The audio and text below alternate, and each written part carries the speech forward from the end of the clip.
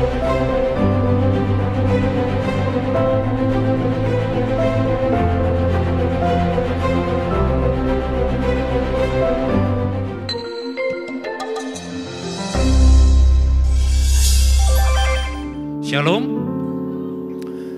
Wow, kalau ditanya apa yang kamu rasa khotbah di depan Bu Nancy, saya grogi. Untung gak ada Pak Roni. Kalau ada Pak Roni saya mau bilang tadi, Pak Roni saya lagi ujian homiletik ini Pak. Ujian berkhotbah. Wow, nama saya Janus Panjaitan, saya melayani Rock Pantai Indah Kapuk. Bapak saudaraku, saya dengan istri saya Heni, anak saya Gohana Chelsea, ada Joyce dan anak saya yang paling kecil lagi ikut ibadah Rocky dan ibu mertua saya ikut hari ini. Ketika Pak Roni kasih tahu saya jujur aja, waduh, wow. Karena tidak pernah anak melebihi seorang bapak. Yesus ngomong itu kan, seorang murid tidak akan pernah melebihi gurunya. Jadi nanti kalau khotbahnya belepotan, maafkan saya Bu ya. Ibu lapor bapak yang baik-baik aja Bu ya. Ya, Bapak, Ibu, saudaraku sekalian, kita mau bicara hari ini langsung saja karena saya seorang pengajar, maafkan kalau agak sistematik ya. Saya mau bicara kita tentang loving God hari ini dan mari kita melihat, saya ingin membawa kita semua hari ini kepada skema di mana Tuhan menciptakan kita awalnya. Kejadian 1 ayat yang pertama. Pada mulanya Allah menciptakan langit dan bumi. Saudaraku sekalian, kalau kita belajar bagaimana Allah itu pada awalnya, dia menciptakan kita, dia tampil sebagai seorang raja. Kalau teman-teman yang tahu bahasa Ibrani, pada mulanya itu Beresit. B itu berarti pada awalnya, ya, pada bagian atau di dalam. Kemudian Beresit ada kata resit, itu berasal dari kata ros. Ros itu artinya pemimpin, artinya kepala. Jadi ketika Tuhan punya kuasa penciptaan atas hidup kita, dia bilang dia menciptakan segala sesuatunya, maka percayalah dia raja yang berdaulat atas semua alam ciptaan. Tuhan tidak pernah menampilkan dirinya pertama kali sebagai Allah yang baik, tapi seorang raja. Jadi saya mau mengajak kita hari ini kalau kita belajar DNA gereja kita, itu selalu bicara tentang kerajaan Allah. Jadi kita bicara kepala, pemimpin, dia sebagai raja yang berdaulat, maka sebenarnya dia sedang mengajak kita, mengajar kita bahwa dia menciptakan sebuah kerajaan di bumi dan dia menciptakan manusia sebagai rekan kerja. Sebagai wakil, sebagai agen, sebagai duta besar. Saya selalu mengatakan kita ini adalah koloninya Tuhan. Kita ini adalah para raja yang dia kasih sudah sebuah kuasa yang berdaulat atas bumi. Kita tidak disebut sebagai hamba, tapi dia kasih kita predikat baru sebagai sahabat dan kita adalah teman. Yang setuju katakan amin. Yang khotbah orang Batak jadi galak. Kenapa Tuhan menciptakan bumi dan dia tawarkan sebuah kerajaan bagi kita? Karena pada mulanya dunia ini tidak teratur. Penuh dengan kegoncangan, penuh dengan kegelapan. Jadi dia kasih kita sebuah pemerintahan di bumi untuk menjaga tatanan.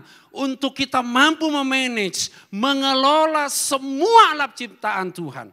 Dan raja kita itu punya sebuah kerinduan untuk merencanakan tempat yang ideal bagi kita.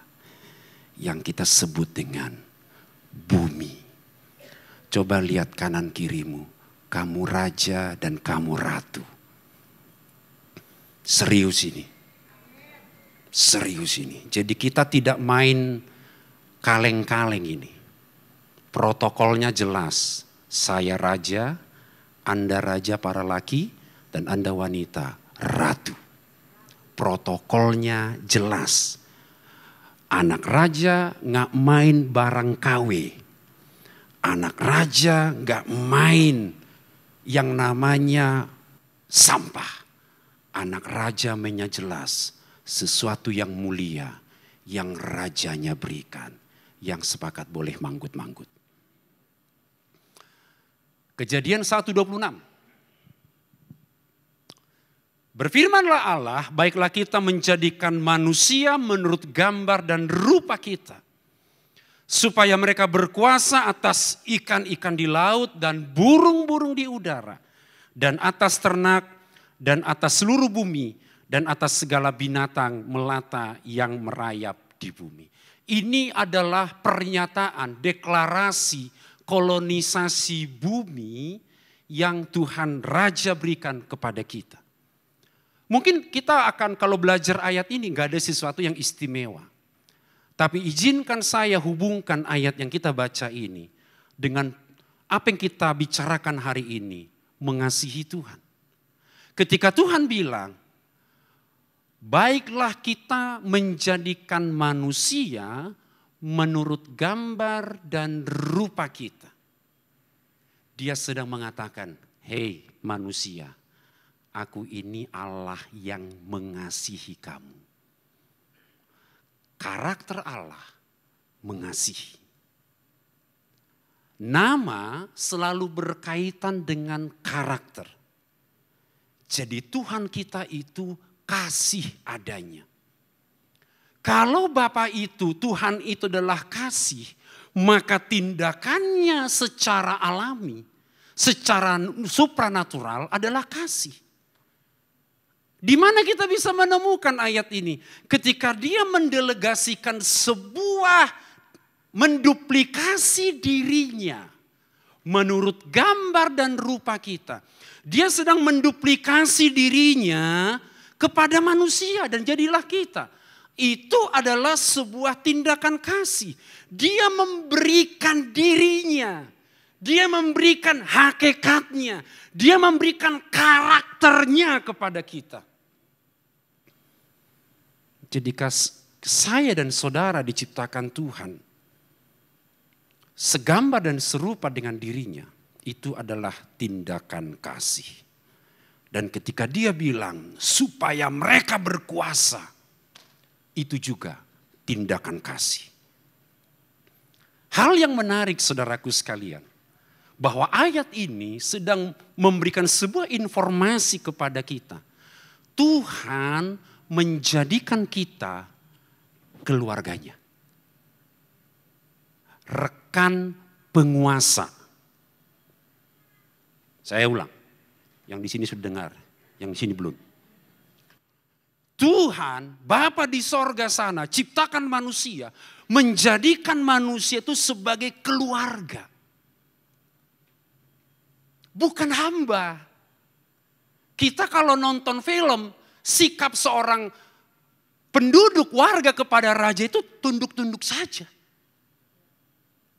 Tetapi di dalam keluarga kerajaan Allah, kita punya sikap hormat dan takut karena dasarnya kita ini anak dan dia Bapa kita.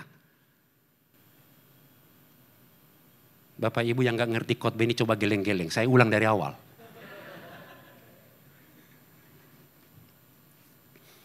Jadi Tuhan berbagi otoritas.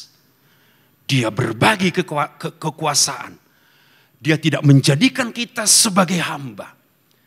Tapi dia menjadikan kita sebagai anak dan sahabat. Sehingga yang terjadi ini. Di dalam kerajaan Allah. Bahasa kita adalah kasih. Bahasa dalam kerajaan Allah bukan bahasa roh. Bahasa kasih. Boleh lihat kanan kiri. Kamu ngerti gak kata yang khotbah itu? Tanya dulu dia. Bahasa kasih ini yang ditangkap oleh dunia. Kita mau doa sepanjang apapun. Doa syafaat berderet kita buat. Orang dunia gak ngerti. Mau bahasa rohmu, nubuatanmu kamu buat begitu kudus sampai gereja ini gemetar, sampai sorga gemetar.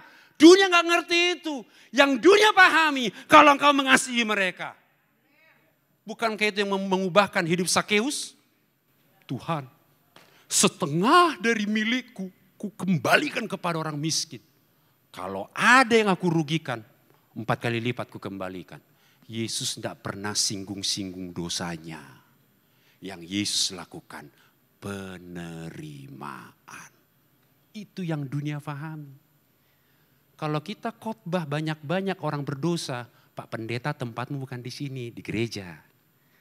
Tapi kalau engkau mengasihi dia tanpa syarat, kau terima dia, kau layani dia, tidak ada penghakiman, kau tunjukkan masa depan di dalam Kristus dalam hidupnya, dia berubah. Itu yang Tuhan mau dalam hidup kita.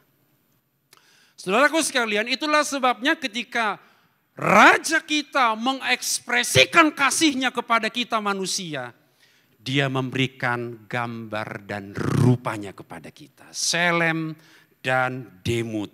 Artinya manusia kita ini adalah refleksi nyata dari Tuhan.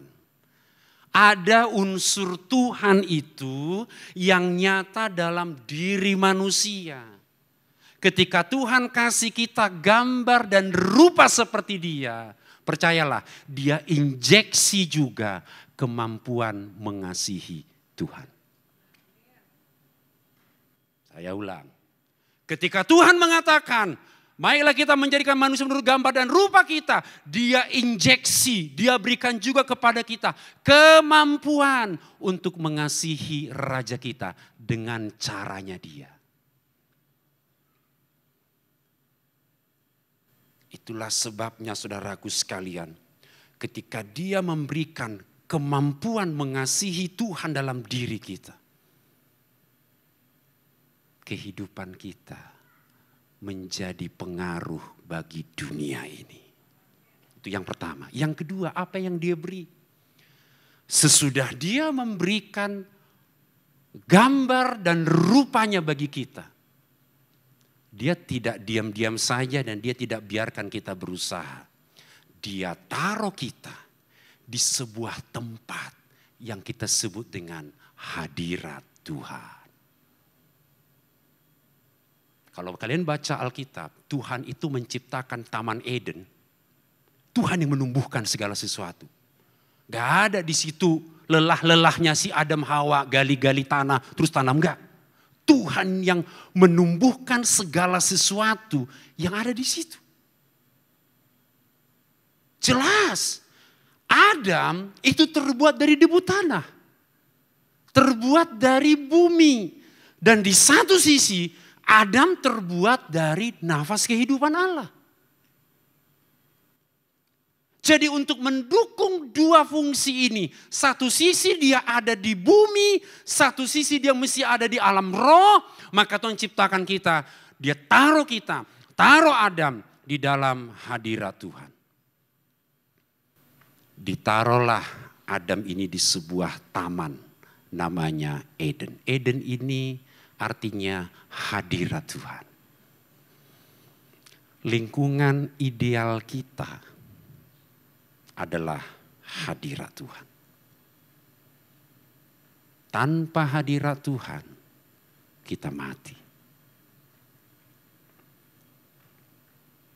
Kita akan berhasil berkuasa, memerintah di bumi jika kita dipenuhi hadirat Sang Raja. Hadirat Sang Raja itu mencerminkan kasih. Dia memberikan dirinya sendiri kepada Adam. Ketika Adam sudah penuh dengan hadirat Tuhan, maka seorang penolong diberi kepada Adam. Percayalah saudaraku, engkau tidak bisa bahagia karena pasanganmu. Menikah itu enggak enak. Saya enggak usah ngajarin karena suhunya ada di sini, Pak Roni, Bu Nensi. Tapi kalau engkau dipenuhi hadirat Tuhan, mau model pasangan apapun yang Tuhan berikan bagi kita, kita bersuka cita. Karena dalam hadirat Tuhan ada jawabannya. Ini bapak-bapak yang manggut-manggut, saya memahami. Serius, beneran. Itulah sebabnya saudaraku sekalian, kalau orang mengasihi Tuhan, Maka semua perintah Tuhan itu tidak berat. Lagi booming ngomongin persepuluhan. Ya kan, pendeta A bilang gak boleh, pendeta B bilang boleh. Izinkan saya kasih sebuah pernyataan penting bagi kita. Kalau kita memberikan persepuluhan, tidak ada unsur berkorbannya di situ. Jangan pakai alasan sama saya. Kalau engkau memberi 1/10 dari hartamu, pendapatanmu kepada Tuhan, gak ada unsur berkorbannya di situ. Orang Alkitab bilang mengembalikan. Betul gak? Iya. Jadi kalau kita punya gejolak-gejolak rohani yang berat mempertimbangkan ngasih enggak, kau belum ada dalam hadirat Tuhan. Karena orang kalau dalam hadirat Tuhan ketika memberi, mengasihi Tuhan, memberi, dia enggak berat itu. Orang mengembalikan kok. Dan kita masih dikasih 90%. Baru dari 90% kamu ambil dan kamu kasih, baru ada sisi berkorbannya. Ini saya nggak ngajak kita manggut-manggut dulu. Ini butuh pencerahan yang lebih. Tapi itu pandangan saya dari kingdom perspektif. Orang ngasihi Tuhan ketika mengembalikan milik Tuhan 10%. Gak ada unsur berkorbannya. Orang mengembalikan kok. Bukan punya kita ini. 90% kamu ambil, kamu kasih persembahan. Diakonia, nabur beli alat musik. Ini. Baru ada unsur berkorbannya. Bapak-bapak yang terpesona, ibu yang terpesona khotbah saya, please, itu betul. Jadi, thank you Ko David. Jadi semua yang tidak berada dalam lingkungan ideal, pasti mati, pasti rusak. Kita manusia bumi, kita manusia rohani, kita mesti ada di dalam hadirat Tuhan.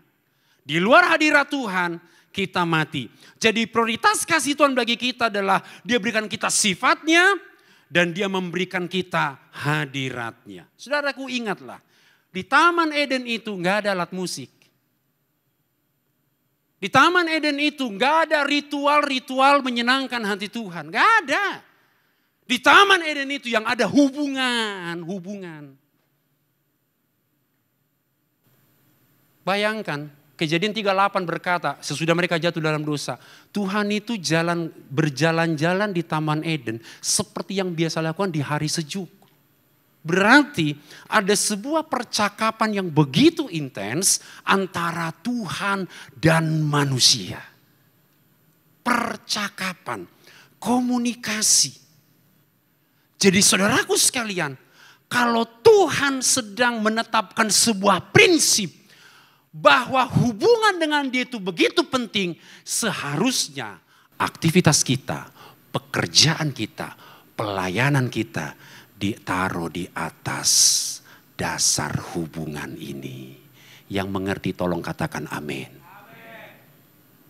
Semua yang kita lakukan, pekerjaanmu, pelayananmu, bisnismu, mesti ditaruh di atas dasar hubungan dengan hadirat Tuhan. Di luar itu duniawi. Jelas duniawi. Saya lanjutkan. Karena kita segambar dan serupa dengan Tuhan, Dia berikan kita kemampuan untuk mengasihi. Sehingga jelas segambar serupa dengan Tuhan. Kemudian kita memiliki hubungan kasih dengan Dia dalam hadiratnya. Kita akan sukses dalam berkuasa. Jadi kejar dulu keserupaan dengan Tuhan dalam hadiratnya. Maka engkau akan berhasil dan engkau sanggup berkuasa dimanapun Tuhan tempatkan kita. Yang setuju katakan amin.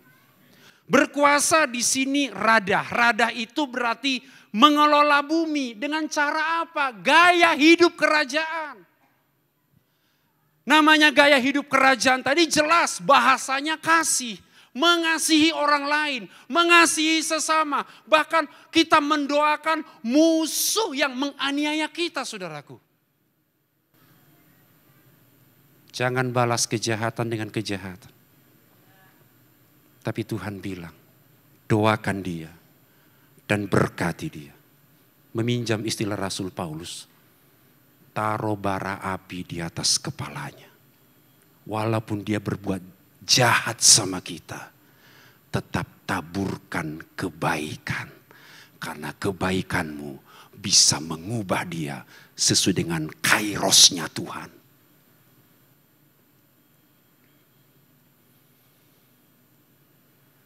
Kenapa kita mesti berkuasa? Jelas, hidup yang sejahtera. Hidup sejahtera itu maksudnya apa? Seperti doa Yesus. Datanglah kerajaanmu, jadilah kehendakmu. Di bumi seperti di sorga. Artinya apa? Budaya kerajaan, pikiran Kristus, perasaan Kristus, gaya hidup Kristus nyata terjadi di muka bumi ini. Tugas siapa? Tugas saya, tugas kita semua yang hadir hari ini. Yang setuju katakan amin. Cepat amat jamnya jalan ya. Udah jam 12. Kejadian 2, 16, 17. Saudaraku sekalian, lalu Tuhan Allah memberi perintah itu kepada manusia. Semua pohon dalam taman ini boleh kau makan buahnya dengan bebas. Tetapi pohon pengetahuan tentang yang baik dan yang jahat itu, janganlah kau makan buahnya. Sebab pada hari engkau memakannya, pastilah engkau mati. Saudaraku, ada sebuah prinsip di sini. Tuhan kita, Raja kita, dia punya aturan main.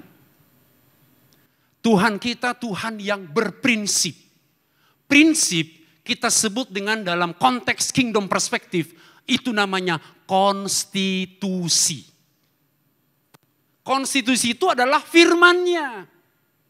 Semua aturan main, manual book-nya itu mesti lihat konstitusi. Segala sesuatu yang melanggar aturan ada konsekuensinya, ada hasil, ada akibat yang akan terjadi, kerusakan ataupun penghukuman.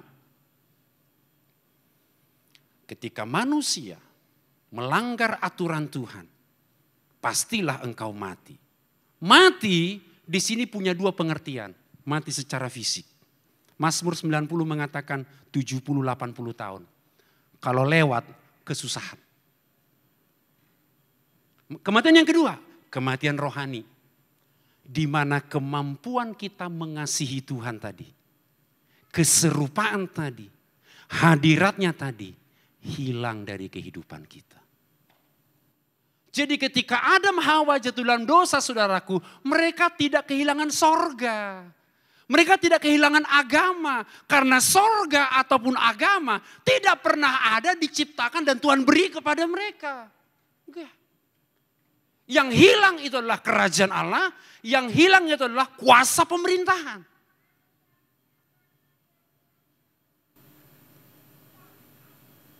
Itu saya ingat persis. Dalam Mazmur 50-51. Ketika Daud jatuh dalam dosa. Dia ambil Batsheba. Dan datanglah Nabi Tuhan Nathan tegur Daud. Di ayat 13. Daud bilang, Tuhan, jangan ambil rohmu yang kudus dariku. Kenapa dia bilang jangan ambil rohmu? Karena keabsahan Daud menjadi raja hanya karena urapan Tuhan. Kalau urapan Tuhan itu tidak ada artinya. Dan Daud menjadi raja, itu tidak sah. Jadi saudaraku sekalian, ini hal yang sangat menarik. Banyak orang menjadi takut ketemu Tuhan. Banyak orang kehilangan cintanya kepada Tuhan. Banyak orang kehilangan kasih kepada Tuhan. Banyak orang kehilangan hadirat Tuhan. Tetapi pada Kejadian 3:15 kita menemukan. Kejadian pasal 3:15. Aku akan mengadakan permusuhan antara engkau dan perempuan ini. Antara keturunanmu dan keturunannya. Keturunannya akan meremukkan kepalamu. Dan engkau akan meremukkan tumitnya. ini adalah proto-evangelium. Dalam istilah teologi inilah merupakan kabar baik pertama di perjanjian lama. Bahwa nanti keturunan perempuan, kita sebut saja ini, Yesus akan menegakkan kembali kerajaannya di muka bumi. Kerajaan yang hilang ini, yang sudah dicuri oleh iblis, dikembalikan. Kemampuan kita mengasihi Tuhan yang sudah hilang, Tuhan Yesus kembalikan kembali kepada gerejanya.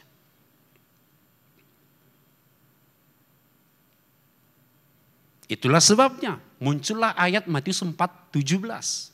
Saya yakin Bu Nancy, Pak Roni sudah khotbahkan ini di sini. Sejak waktu itulah Yesus memberitakan, bertobatlah sebab kerajaan sorga sudah dekat.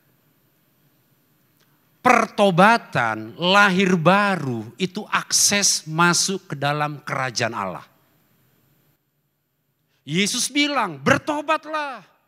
Metanoia, perubahan pikiran. Repent, re itu kembali, pen itu puncak. Jadi orang yang bertobat, yang repent, dia kembali kepada tujuan Tuhan. Maksud Tuhan menciptakan dia.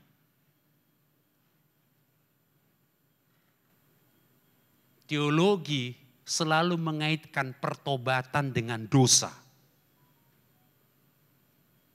Tapi kingdom perspektif selalu mengaitkan pertobatan dengan mengadopsi pikiran Kristus.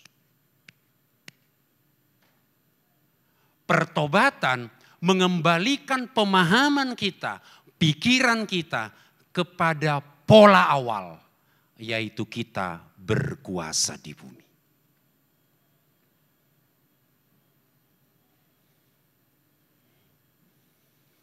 Yesus datang dengan pesan kerajaan Allah. Galatia 4:4-5 mengatakan, tetapi setelah genap waktunya, maka Allah mengutus anaknya yang lahir dari seorang perempuan dan takluk kepada hukum Taurat. Ia diutus untuk menebus mereka yang takluk kepada hukum Taurat supaya kita diterima menjadi anak. Yesus mati mengembalikan status kita jadi anak. Kemampuan mengasihi Bapa dia kembalikan. Kemampuan kita untuk tinggal dalam sebuah lingkungan yang ideal, yaitu hadirat Tuhan, dikembalikan. Dia utus kepada kita seorang penolong yang lain, Parakletos, seorang gubernur jenderal yang bernama Roh Kudus, dia taruh dalam hati kita. Itulah sebabnya Kisah 1:8, kamu akan menjadi saksiku kalau Roh Kudus turun ke atas kamu. Wow. Kematian Yesus menghilangkan stigma hamba. Memporak-porandakan semua identitas agamawi kita. Karena agama itu menghasilkan penghambaan. Agama bersukaria dalam roh perhambaan. Kehambaan dalam roh agama itu muncul dari kerendahan hati yang palsu. Karena kita hamba, bukan anak. Ketika engkau melayani sebagai putra putri raja, engkau melayani dengan sikap mengasihi Tuhan. Dan itu adalah sebuah kehormatan. Tapi bagi hamba, melayani itu adalah sebuah kewajiban. Jadi jelas saudaraku, Yesus mati agar hak-hak kita sebagai anak dia pulihkan. Kristus tidak mati untuk memperbaiki kita, tetapi untuk mendapatkan kembali dan meneguhkan kita. Harga yang ia bayarkan dengan darahnya bukan untuk membuat kita layak, tetapi untuk membuktikan kelayakan kita. Ia datang untuk memulihkan putra dan putri ke posisi yang sah sebagai ahli waris. Dan hari ini kita kembali kepada tujuan awal kita. Berkuasa.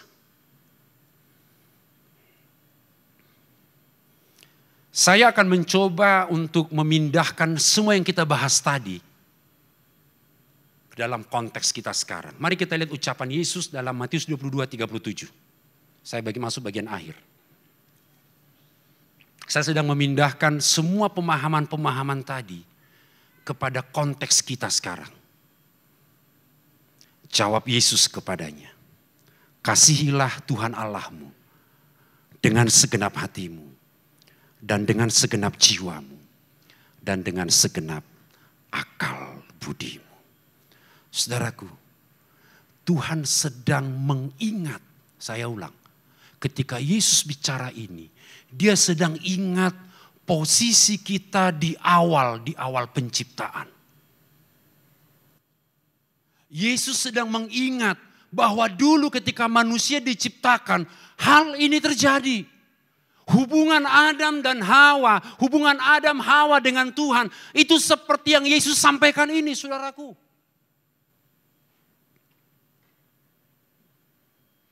Apakah itu? Yang pertama. Maksud Yesus yang pertama adalah membawa seseorang kepada titik yang membuatnya sangat mengasihi dan terus-menerus menikmati hubungan dengan Raja Sorgawi. Artinya apa? Memenuhi akal budi dengan kebenaran mengenai kebesaran dan keindahan Allah. Ketika Adam dan Hawa ada di Taman Eden, sesungguhnya yang mereka lihat adalah kebesaran dan keindahan Raja. Hanya itu. Gak ada yang lain. Ketika Tuhan berkomunikasi dengan mereka, Tuhan berbicara dengan kedua hambanya, kedua anaknya, kedua sahabatnya itu, maka sahabatnya Adam dan Hawa menangkap citra Tuhan itu. Raja yang besar, penuh dengan keindahan. Gak ada yang lain.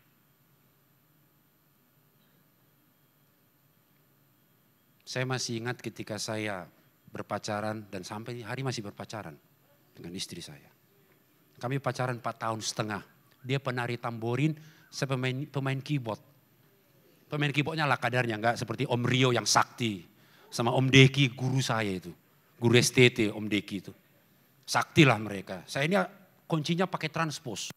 Dia nari tamborin, saya lihatin. Wih cantik juga ini. Sampai hilang-hilang gitu ya. Percayalah ketika kita jatuh cinta, yang baik-baik yang kita ingat. Iya tante. Betul itu. Kita lihat atap, plafon, ada wajahnya. Lihat gorden, ada dia di situ. Lihat lubang WC. Jawab sendiri kalau itu. Jatuh cinta begitu. Yang kita ingat yang baik-baik. Keindahannya. Kita gak pernah tahu dia bau ketek. Pacar lu bau ketek. Enggak, lu aja ngarang-ngarang. Lu gak suka gue pacaran sama dia. Pasti gitu kita. Beneran sih bau ketek misalnya gitu ya. Kita akan bela dia kok. Kenapa? Karena citranya dia di pikiran kita itu yang baik-baik. Tuhan mau seperti itu. Jangan punya pandangan buruk tentang Tuhan. Tuhan itu baik. Dia sudah memberikan dirinya bagi kita. Bahkan sifat-sifatnya dia berikan kepada kita. Tuhan mau kita bertumbuh dalam kasih kepadanya. Ini proses yang terjadi. Proses munculnya kasih. Ini yang terjadi di Taman Eden. Saya coba tuliskan. Saya dapatkan ilham ini. Rock GRC yang pertama kali dapat. Minggu depan di PIK. Yang pertama, ini yang terjadi di Taman Eden. Ketika mereka melihat profil raja itu, indah dan baik. Mereka menilai itu positif di akal budi mereka. Ketika akal budinya positif, maka dia punya penilaian yang mendorong sebuah kehendak yang kudus. Ketika kemauannya kudus, maka dia punya perasaan yang positif. Kalau perasaannya positif, maka muncul tindakan berupa kasih. ini ada dalam hadirat Tuhan. Ada orang punya tanggapan, doa itu menyelesaikan segala masalah. Kalau lihat dari sisi ini, betul. Masalah apapun yang kita hadapi, kalau sudah di dalam hadirat Tuhan, kita bisa meresponinya dengan baik. Yang setuju katakan amin. Ya. Jadi ini benar. Jadi kalau hidup kita ingin diperbaharui, cinta kita ingin kembali berapi-api, membara kepada Dia. Ambil waktu untuk berfokus kepadanya. Renungkan kebaikannya, disiplin diri kita. Sehingga seluruh kehidupan kita ini akan berakar, menetap, dan berfokus di dalam hadirat Tuhan. Hidup ini perlu ditaruh kepada karakter dan kemuliaan Tuhan. Dapatnya di mana? Di dalam hadirat Tuhan. Saat kita ada dalam hadirat Tuhan, kita sedang intim dengan Dia dan kita mampu mengasihi Tuhan. Itu yang pertama. Yang kedua yang Yesus maksudkan adalah ketika Dia ingat kembali kisah di Taman Eden. Maka Yesus sedang bilang, menghilangkan kebiasaan, kedagingan kita. Dalam pola pikir kita, dalam pola rasa, dan pola tindakan kita. Saya langsung ke kata Rasul Paulus saja. 2 Korintus 10 ayat 5. Karena waktu jalan terus. Kami mematahkan setiap siasat orang. Dan merubuhkan setiap kubu yang dibangun oleh keangkuhan manusia. Untuk menentang pengenalan akan Allah. Kami menawan segala pikiran. Dan menaklukkannya kepada Kristus. Tidak ada yang tahu pikiran kita. Kita lagi ibadah, lagi mikir apa kita ada yang tahu. Tapi satu-satunya cara yang Rasul Paulus sampaikan kepada kita. Tawan pikiran itu dan taklukkan kepada Kristus.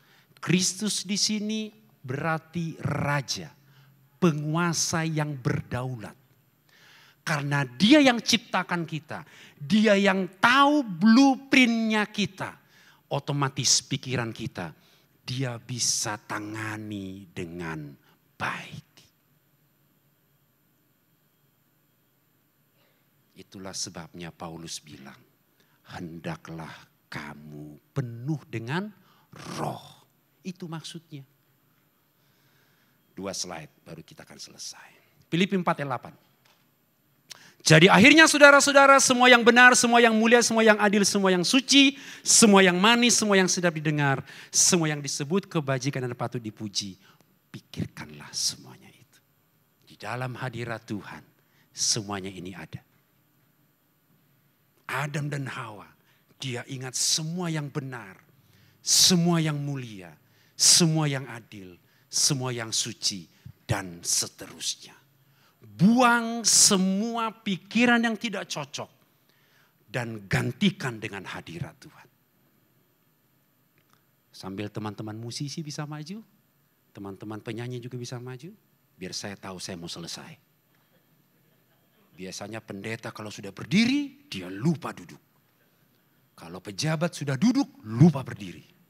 Kebalikannya ya. Saya mau sampaikan di bagian yang akhir ini saudaraku. Lukas 9 ayat yang ke-23. Katanya kepada mereka semua, setiap orang yang mau mengikut aku, ia harus menyangkal dirinya, memikul salib setiap hari, dan mengikut aku. Saudaraku, ada sisi perjuangan dalam hidup kita. Tuhan meminta kita untuk bertobat setiap hari. Pertobatan yang progresif. Pengudusan yang progresif. Berjuang. Saya memahami hidup ini tidak mudah. Hidup ini berat. Ada tantangan. Tapi Paulus bilang, semua kuasa apapun di dalam dunia ini tidak ada yang bisa memisahkan kita dari kasih Kristus. Anda tahu kenapa? Karena kita berasal dari Dia. Saya memahami, menyangkal diri itu enggak mudah. Memikul salib itu enggak mudah. Tapi percayalah, Yesus itu anak tukang kayu. Dia tahu salib yang terbaik, yang layak dan engkau bisa pikul. Gak usah ragu, dia anak tukang kayu. Salibnya Ko David sama saya beda, beratan dia pasti. Ya Ci Juli ya. Ci Juli terpaksa iya. Percaya, dia Tuhan yang baik. Gak mungkin pencobaan, salib yang kau miliki, yang kau pikul itu berat. Enggak, dia tahu itu. Dan yang kedua, kalau kita masih punya, kita simpan semua dosa. Dosa itu kan mendatangkan kenikmatan ya. Tapi percayalah, kalau engkau puas dalam hadiratnya, kasihmu diperbaharui, engkau tidak akan pernah kembali kepada dosamu. Karena kasih Tuhan lebih nikmat dari semua kesenangan dunia ini. Apakah kita mengalami ketakutan hari-hari ini? Ketakutan yang tidak jelas. Kalau kita mengasihi Tuhan, tidak ada di dalamnya ketakutan. Karena engkau yakin dengan masa depanmu, gilang gemilang di dalam Tuhan. Kita bangkit berdiri bersama-sama. Minta main di F, Bapak. Kau Bapa yang mengasihiku, kuasa-Mu memulihkanku, hati yang baru Kau berikan, untukku dapat melihat rencana-Mu indah bagiku. Kau ada di setiap jalanku, hatiku haus dan lapar akan Engkau. Kaulah segalanya, Kaulah segalanya di dalam hidupku, di dalam hidupku. Kerajaanmu, kerajaanmu, kebenaranmu, itu bahagiaku. Kaulah yang ku pandang, Kaulah yang ku pandang selama hidupku, selama hidupku. Mengasihimu, mengasihimu, memuliakanmu, Bapa dan Rajaku. Kaulah segalanya, Kaulah segalanya di dalam hidupku, di dalam hidupku. Kerajaanmu Tuhan, kerajaanmu, kebenaranmu, itu bahagiaku. Kaulah yang ku pandang, selama hidupku, selama hidupku. Mengasihimu, memuliakanmu, Bapa dan Rajaku. Mengasihimu, mengasihimu, memuliakan, mengasihimu, mengasihimu, memuliakanmu.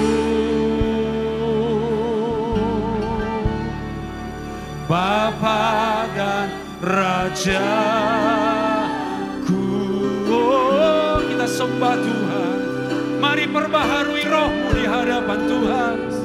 Perbaharui hidupmu. Oh,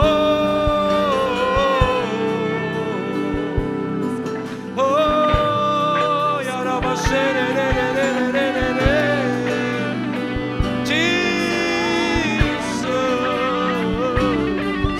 Oh, ya Rabba Santara, ya Rabba Oh.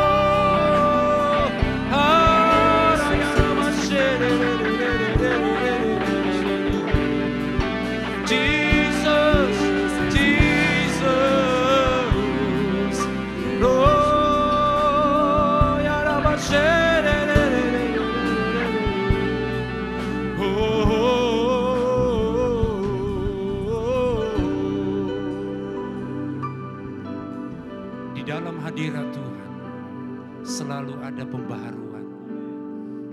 Di dalam hadirat Tuhan selalu ada pembaharuan komitmen cinta kita di hadapan